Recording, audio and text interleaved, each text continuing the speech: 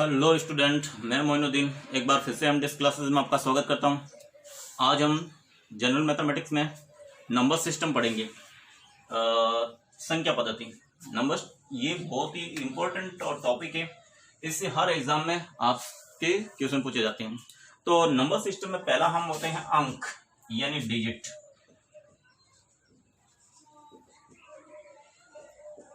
सबसे पहला सवाल यही आता है कि अंक क्या होता है, या आपके पूछ सकते हैं कि मैथमेटिक्स में डिजिट कितने होते हैं। तो आपको बताना है कि मैथमेटिक्स में डिजिट होते हैं वो 10 होते हैं। कौन कौन से होते हैं? यहाँ पे 0, 1, 2, 3, 4, 5, 6, 7, 8 एंड 9, जो ये आपके 10 है ना, इन्हीं को कहते हैं डिजिट यानी अंक। मैथमेटिक्स में इनको अंक कहते हैं। अब दूसरी बात आती है, इन अंकों से मिलकर संख्या बनती है। इन अंकों से मिलके संख्या बनती है और हम इन संख्याओं से बनने वाले कुछ समुच्चय के बारे में बात करेंगे। तो सबसे पहला हम समुच्चय लेंगे प्राकृत संख्या। अब सबसे पहले हम बात करते हैं प्राकृत संख्या यानी नेचुरल नंबर है क्या? नेचुरल नंबर आपको नाम से पता चल गया कि नेचुरल नंबर यानी कैपिटल एन से। तो नेचुरल नंबर जो होगा उसके समुच्चय को हम एन से व्यक्त करेंगे और ये एन से शो किया जाता है। और यहाँ पे जो स्टार्ट होता है ना, वो 1 से होता है। 1, 2, 3, 4 और डॉट डॉट, अगर इन्फिनिटी तक अगर ये संख्या हम काउंट कर सकते हैं और इन्हें 1 से लेके अनंत संख्याओं को एक समुच्चय में लिख देते हैं, तो इसी समुच्चय को हम क्या कहेंगे? प्राकृत संख्या का समुच्चय कहेंगे। अब उसके प्राकृत संख्या के समुच्चय के बाद में हम बात आती है पूर्ण संख्या का समुच्चय। तो पूर्ण संख्या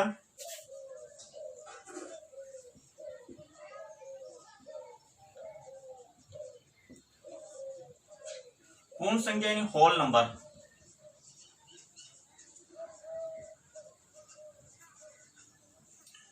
होल नंबर में और नेचुरल नंबर में बस थोड़ा सा फर्क है। अगर इसमें 0 अगर शामिल कर दें तो ये होल नंबर बन जाता है। 0, 1, 2, 3, 4, 5 और अनंत तक।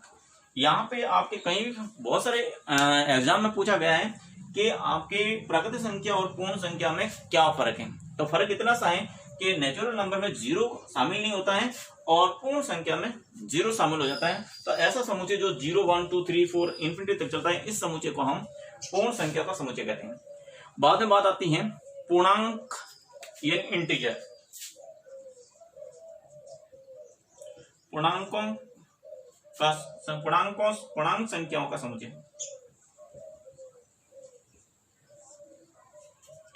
इन्हें बोलते हैं इंटीजर।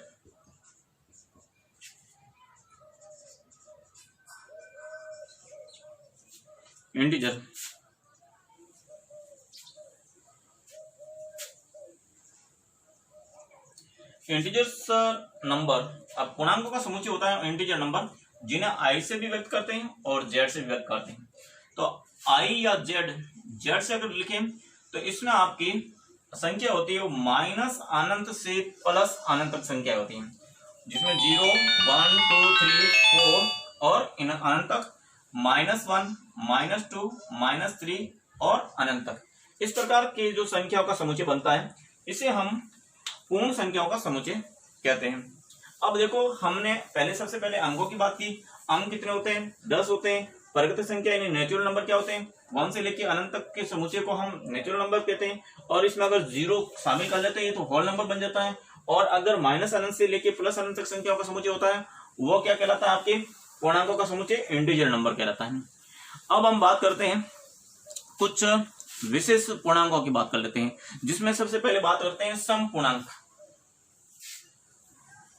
सम पूर्णांक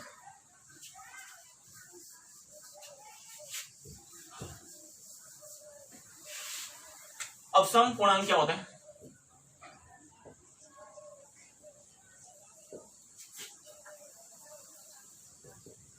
इवन नंबर,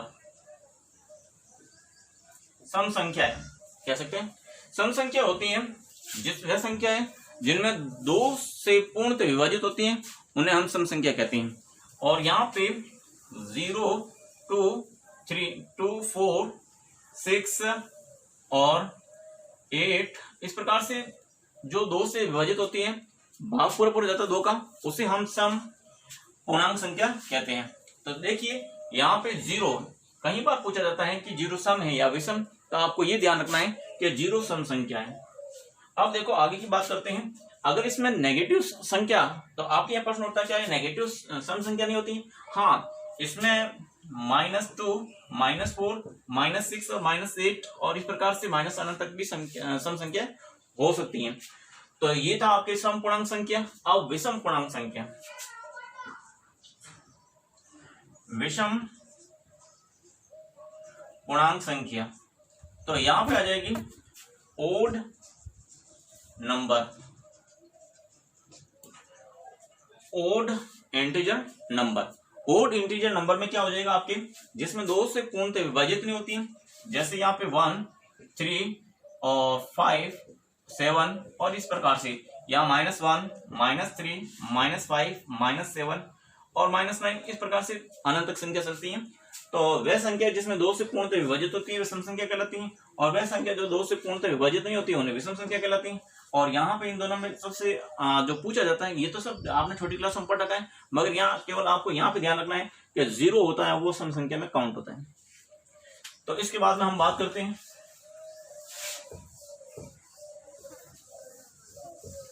अभाज्य संख्या। इसके बाद में बात करते हैं हम अभाज्य संख्या यानी प्राइम नंबर।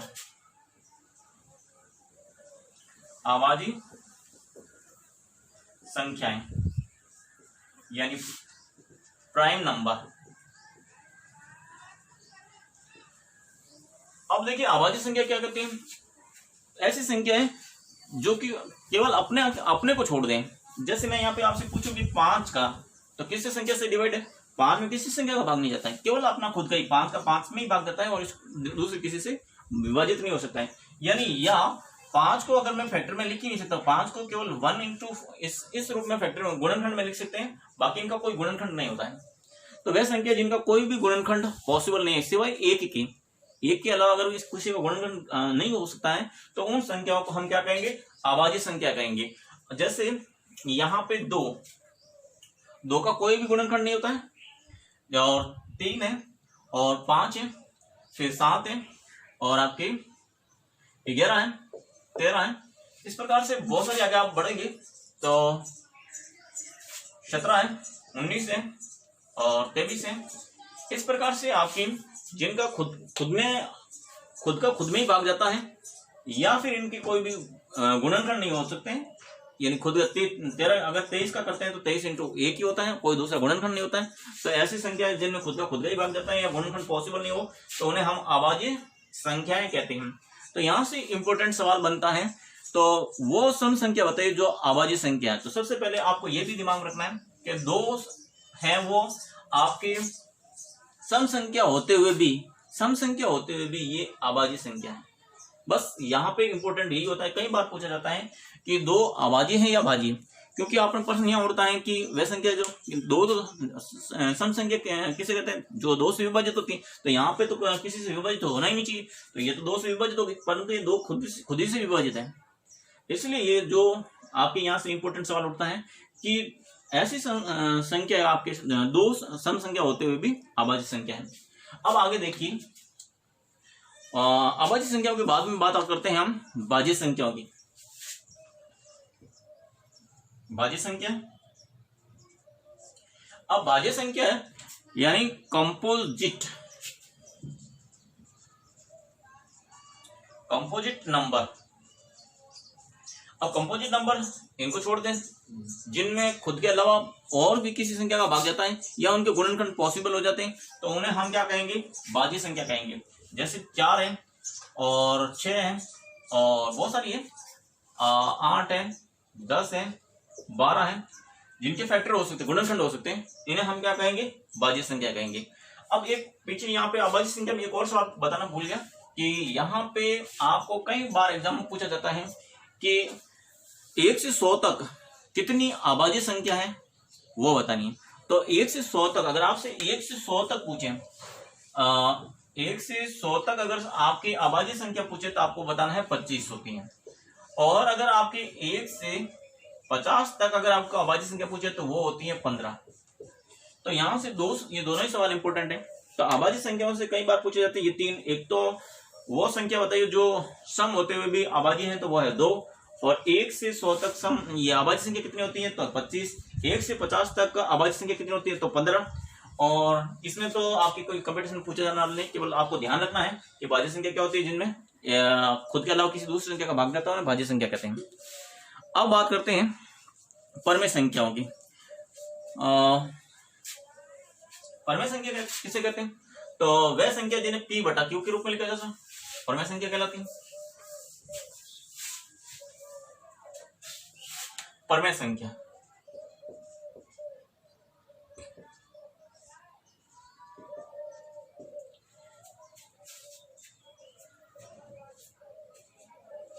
अब परमेय संख्या क्या होती है भैया, वह संख्या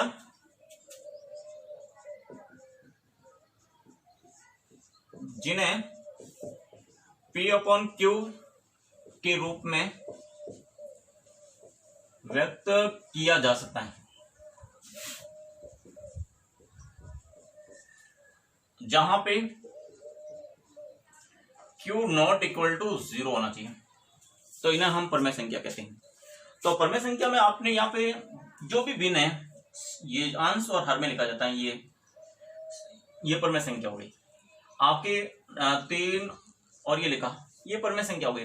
तो कई बार यहां से प्रश्न पूछते हैं क्या सभी प्राकृतिक संख्याएं वो आपके परमेय संख्या है? हाँ, सभी परमेय संख्या होती है, सभी ये प्राकृतिक संख्या होती है वो परमेय संख्या होती है। प्राकृतिक संख्या आपको होगी, प्राकृतिक संख्या तो आपके 1 2 3 4 इस रूप में है सर। तो यहाँ पे तो p अपॉन q है ही नहीं, यहाँ पे तो ओनली फॉर एक ही है, यहाँ अपॉन कुछ नहीं है। तो अपॉन में कुछ नहीं होता तो 1 लिख सकते हैं। इसका मतलब ये आपके p अपॉन q का रूप बन गया। और जो भी संख्या p अपॉन q के रूप में होती है उन्हें हम क्या कहते हैं, परमेय संख्या कहते हैं। तो आपकी नेचुरल नंबर भी परमेय संख्या है, होल नंबर भी परमेय संख्या है, और आपकी इंटीजर नंबर भी परमेय संख्या है। और ऐसी संख्या जिनमें बहुत सारी संख्या जो हमने बीच में ये हाफ था 1/2, ये 1/2 आपके ना तो नेचुरल नंबर है, ना होल नंबर है, और ना ही इंटीजर नंबर है, मगर आपके परमेय संख्या है, क्योंकि इनको p अपॉन q के रूप में लिखा जा सकता है। तो अब आते हैं परमेय संख्या के बाद में अपरमेय संख्या होगा। तो वह संख्या जिनके पूर्ण वर्ग नहीं बन सकते, जैसे अपरिमेय संख्या, इरेशनल नंबर, रेशनल नंबर और इरेशनल नंबर, ये है अपरिमेय संख्या, इरेशनल नंबर, जिनका आपकी क्या है, जैसे ये रूट ऑफ मैंने 3 लिखा, तो इसका कोई भी सटीक आंसर नहीं आ रहा है, इसका कोई फिक्स वैल्यू नहीं है, इसलिए ये क्या हो गया, आपकी अपरिमेय संख्या होगी। अगर मैं यहाँ पे लिख दूं 3 की पावर 1/4, तो इसका भी कोई सटीक आंसर नहीं आ रहा है, तो ये भी आपकी क्या होगी, अपरिमेय संख्या होगी। तो इस प्रकार से रूट ऑफ 5, रूट ऑफ 7, इनकी कोई भी रूट नहीं है। अगर आपको कहते हैं कि रूट ऑफ 14, तो ये भी आपकी, इनका भी कोई इसको रूट नहीं निकला है। और अगर आपको कहते हैं ये, अगर कहते हैं तो आप ये तो सारे के सारे अपरमेय संख्या थी, मगर ये आपके परमेय संख्या होगी। क्यों? क्योंकि इसका जो इसको रूट निकल के 4 आएगा, और 4 है जो आपकी क्या होगा, परमेय संख्या होगी। अब हम बात करते हैं वास्तविक संख्याओं की। तो वास्तविक संख्या किसे कहते हैं? वास्तविक संख्या यानी रियल नंबर। अभी तक हमने जितनी भी संख्या पढ़ी है, जितनी भी संख्या है, हमने पढ़ा नेचुरल नंबर पढ़ा, हमने होल नंबर पढ़ा, हमने इंटीजर नंबर पढ़ा, हमने परमेय संख्या पढ़ी, और हमने परमेय संख्या पढ़ी, और हमने अपरमेय संख्या पढ़ी। और जितनी भी हमने परमेय संख्या, अपरमेय संख्या पढ़ी है, इन सभी के समुच्चय को, इन सभी को अगर मिक्स रूप में अगर एक संख्या बना दें, तो इन सभी को हम क्या कहेंगे, वास्तविक संख्या कहेंगे, रियल नंबर कहेंगे। जिसमें रियल नंबर में आपकी प्राकृतिक संख्या भी आएगी, पूर्ण संख्या भी आएगी, पूर्णांक संख्या भी आएगी, और सम, विषम और जितनी भी है परमेय, अपरमेय, सारी सारी संख्या आएगी, वो वास्तविक संख्या आएगी। अब आती है वास्तविक संख्या के बाद में यहाँ पे बात करते हैं अवास्तविक संख्या, यानी का आपके समिश्र संख्या। समिश्र संख्या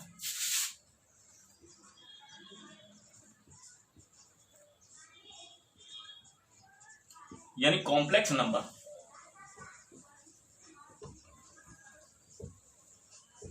कॉम्प्लेक्स नंबर आपके ये जनरल मैथमेटिक्स का टॉपिक नहीं है, ये आपके 11th से स्टार्ट हो जाता है, 11th 12th का टॉपिक स्टार्ट हो जाता है। इसमें आपकी अगर किसी संख्या का, जैसे यहाँ पे तो मैंने कहा था कि इसका √5 इसका कोई वास्तविक मान नहीं आता है, तो ये अपर में संख्या होगी। मगर अगर कोई भी संख्या है और अगर नेगेटिव में 4 ऐसे हो, तो इसका -4 है, तो इसका रूट आप कहोगे कितना होता है, तो आप कह सकते हो कि -2।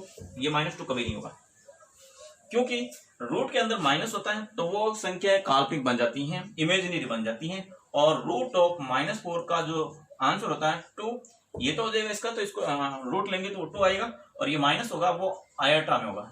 ऐसे व्यक्त करते हैं, इसको आयटा लिखते हैं। और आयटा की वैल्यू होती है इस प्रकार से, आयटा होता है वो √(-1) होता है। क्यों? क्योंकि अगर ये आपके इसको ऐसा लिख दें, -1 × 4 लिख दें, तो -1 × 4 लिख दें, तो 4 का तो अब आ जाएगा आपके 2, और यहाँ पे बन जाएगा आपके -1 अंदर, तो इसको हम लिखते हैं 2 × आयटा। तो ये होता है, इसको संकेत में आयटा बोलते हैं, और इसका वैल्यू होती है वो √(-1) होता है। अगर इसका स्क्वायर करें तो आयटा स्क्वायर होता है वो -1 होता है। ये आपके दिमाग में रखना। और अगर किसी वास्तविक संख्याओं के साथ में आयटा आ गया, इसका मतलब वो क्या हो जाएगी, आपकी समिश्र संख्या हो जाएगी। जैसे अगर मैंने यहाँ पे लिखा है 5 + आयटा, तो ये आपकी समिश्र संख्या है। अगर मैंने ओनली फॉर आयटा लिखा है, तो अभी ये आपकी क्या होगी, समिश्र संख्या यानी कॉम्प्लेक्स नंबर होगा। और इस प्रकार से अगर 6 - 3 आयटा लिखा है, तो ये सारी की सारी आपकी समिश्र संख्याएं होगी, ये इमेजिनरी नहीं काल्पनिक संख्या होगी। तो अब बात करते हैं, संख्याएं होती हैं जो कुछ होती है धनात्मक और कुछ होती है ऋणात्मक। अभी हमने इंटीजर नंबर के बारे में बात की थी, तो इंटीजर नंबर को हम z से व्यक्त करते हैं। अब z से व्यक्त करते हैं तो इंटीजर नंबर में आपने देखा होगा कि ये -अनंत से +अनंत तक संख्या होती है, 0 1 2 3 4 और -1 -2 और -3। इसमें आपकी धनात्मक संख्या है, धनात्मक संख्या। अगर धनात्मक संख्या की बात करते हैं तो 0, ये 0 ना तो धनात्मक संख्या है और ना ही ऋणात्मक संख्या है, तो इनसे 0 से इधर सारी रहेगा, उसे हम क्या कहेंगे, ये धनात्मक संख्या है। ये सारी की सारी संख्या है धनात्मक कहलाएगी। और फिर ऋणात्मक संख्या है, ऋणात्मक संख्या अगर ये 0 को छोड़ दें, इधर वाली सारी की सारी संख्या होगी वो ऋणात्मक संख्या होगी। तो 0 ना तो धनात्मक संख्या है और ना ऋणात्मक संख्या है। तो कुछ संकेत हम बात करते हैं। अगर आपके इंटीजर नंबर पे यहाँ पे प्लस लिखा है, इसका मतलब ये ओनली फॉर इनको शो करता है कि ये धनात्मक पूर्णांकों का समुच्चय को लिखना का संकेत है। अगर यहाँ पे z के ऊपर माइनस लिखा है तो ये ऋणात्मक पूर्णांकों का समुच्चय का संकेत है। और अगर यहाँ पे z यहाँ पे ऐसा लिखा हो, इसको हम z0, ये z0 पढ़ते हैं। z0 का मतलब होता है ऐसी इंटीजर नंबर जिसमें 0 शामिल नहीं है, इसमें आपके 0 शामिल नहीं किया गया, जिसमें नॉन नेगेटिव कह सकते हैं, इसमें नॉन जीरो संख्या। अब वास्तविक संख्याओं की बात करते हैं, तो वास्तविक संख्या में भी अगर r+ लिखा है तो ये धनात्मक वास्तविक संख्या को शो करता है। ये किसका संकेत है, धनात्मक वास्तविक संख्या का संकेत।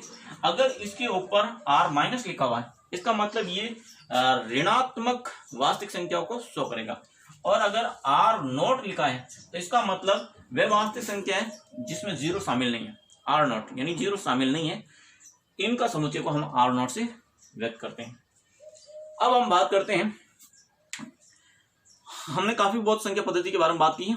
अब हम आगे की बात करेंगे जहां पे भिन्नात्मक संख्या, फ्रैक्शन नंबर p/q होगा, उनकी बात करेंगे। और एक दशमलव संख्या की बात करेंगे, वो हम नेक्स्ट टाइम कभी करेंगे। आज के लिए इतना, थैंक यू, धन्यवाद।